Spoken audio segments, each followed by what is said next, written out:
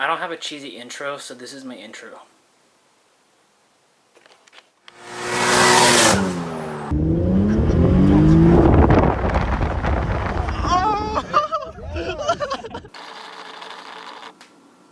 It's me, Tyler, and this is my Q50. Bruh. How's that for an intro? Hello! Ooh, this is my... Ooh, it's dark in here.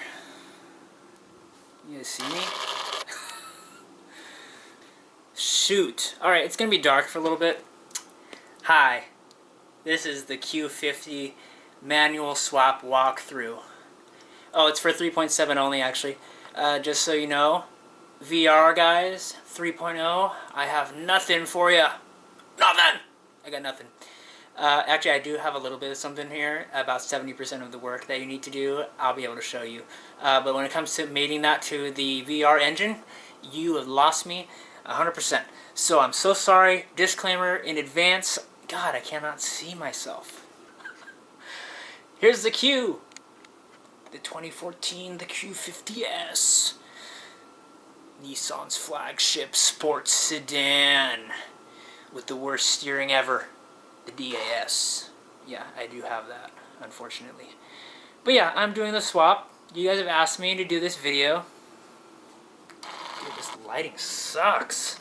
If anyone's wondering what I'm filming on, it is a Sony A77 DSLR, which I got for $100 at Fry's.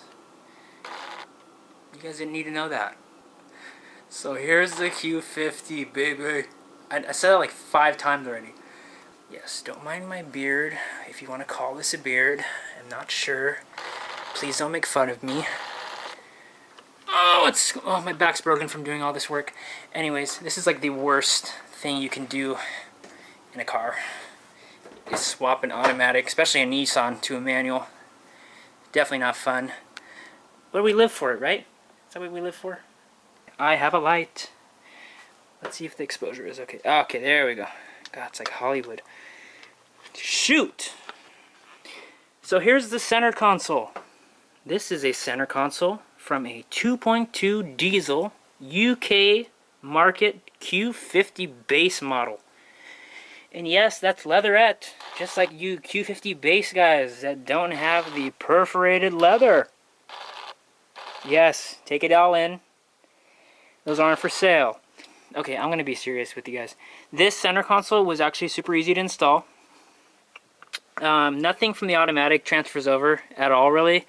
Unless you want to, unless you have navigation, you can swap over the Navi card reader and stuff right there. You can put the Navi one in there. This one comes with the base stuff. It doesn't have navigation, so you're going to have to switch that over.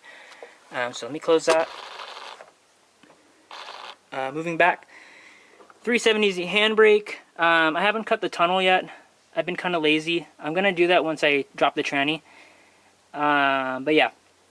So there that is. That is the full center console. It's around $1,000 to get this made. Or not made, to get this ordered. You have to order it through Nissan Motorsports. You cannot order it with any fast catalog from the US. It does not show up. VIN numbers don't show up. The part numbers do not show up. You will have to get in contact with a dealer or a shop that has a relationship with Nismo and ask them to contact their rep to order these part numbers for you. Now I will provide these part numbers in the description below, or if you guys want to DM me, I'm more than happy to send those over. I just want to help you guys. You know, I think all this information is really good to have. Nobody's really put it up. I also posted on Q50.org.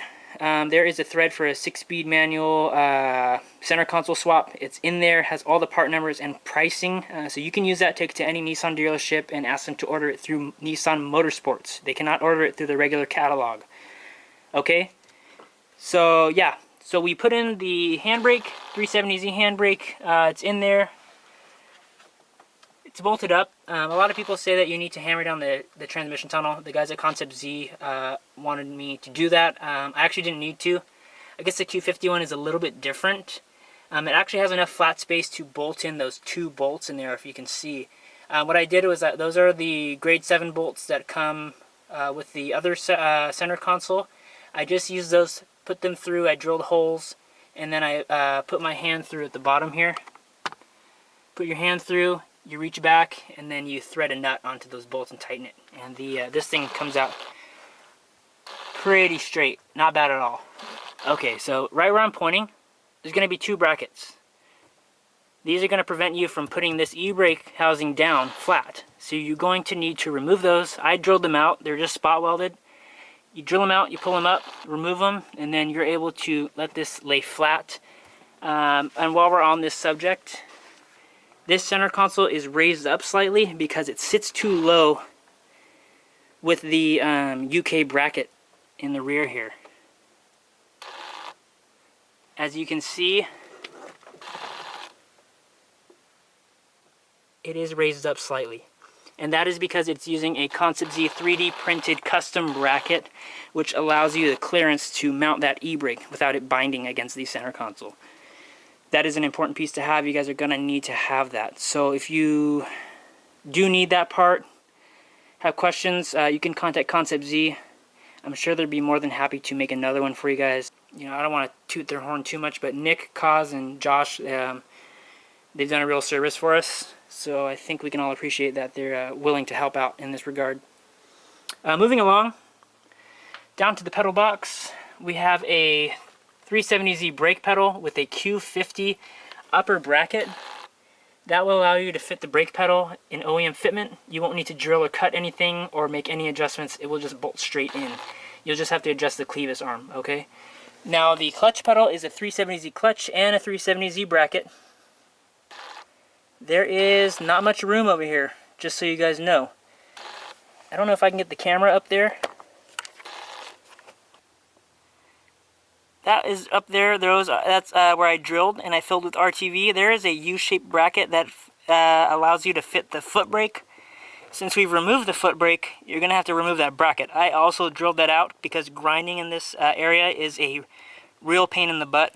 I don't recommend that. A lot of people have grinded them out. It just seems like a pain in the butt. So I drilled mine out. It was fast, quick, took 15 minutes. It's a little uncomfortable working upside down. That's why we removed the seat. That's why the seats are in the back. And the back seat is on the roof. So yeah.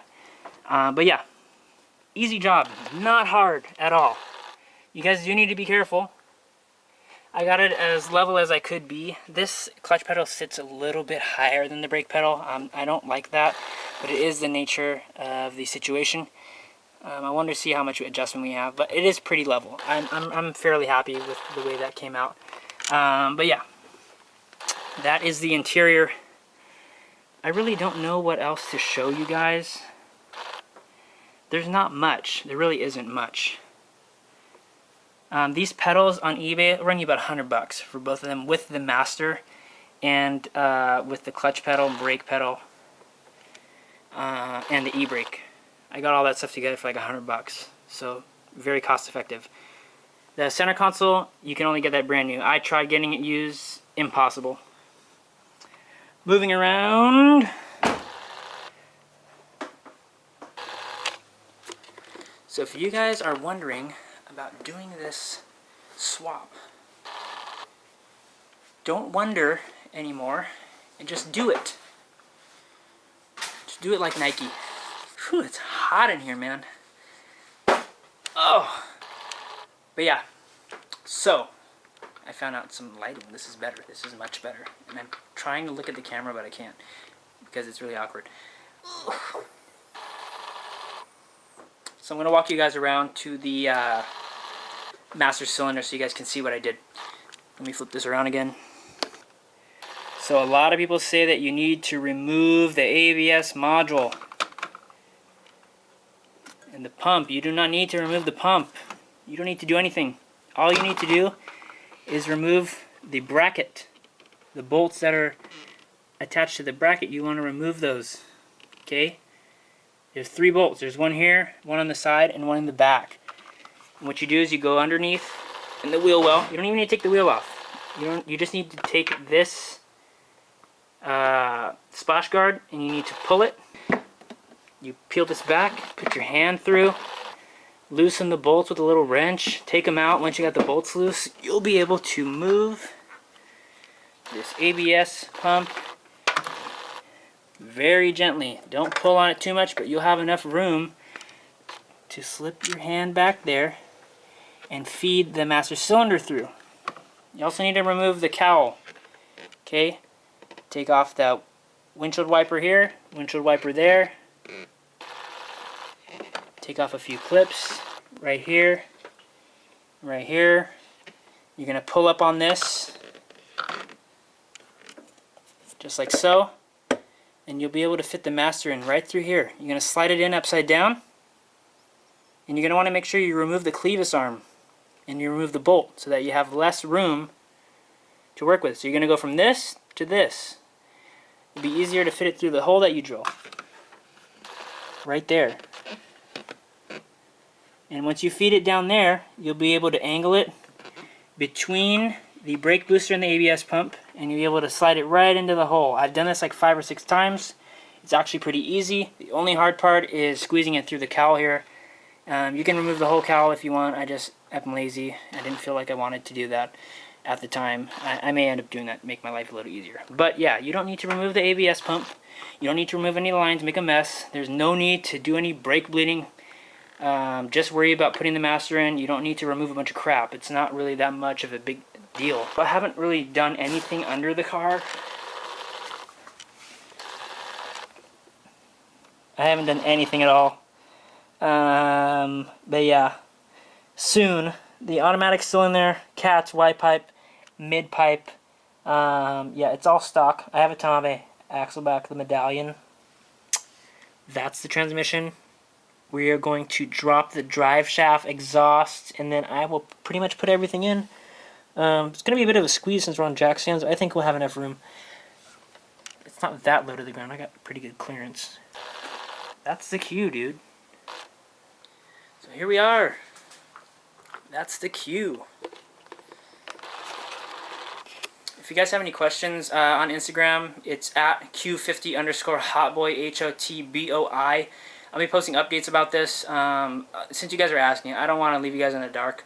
I know Eric's done this already. I know Eli up in New York or New Jersey or wherever he lives, he's done a few things showing you guys about doing a swap like this.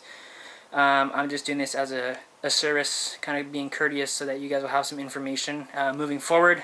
I know I didn't go over everything. I'm going to be posting more updates. I'm going to turn this into like a little video series for you guys. Everyone's asked me to do this, so I'm just trying to be courteous and, you know, kind of help out. I think it's all good information for us to have, and I hope that this helps progress the platform a little bit more. You know, there's a lot of potential with these cars.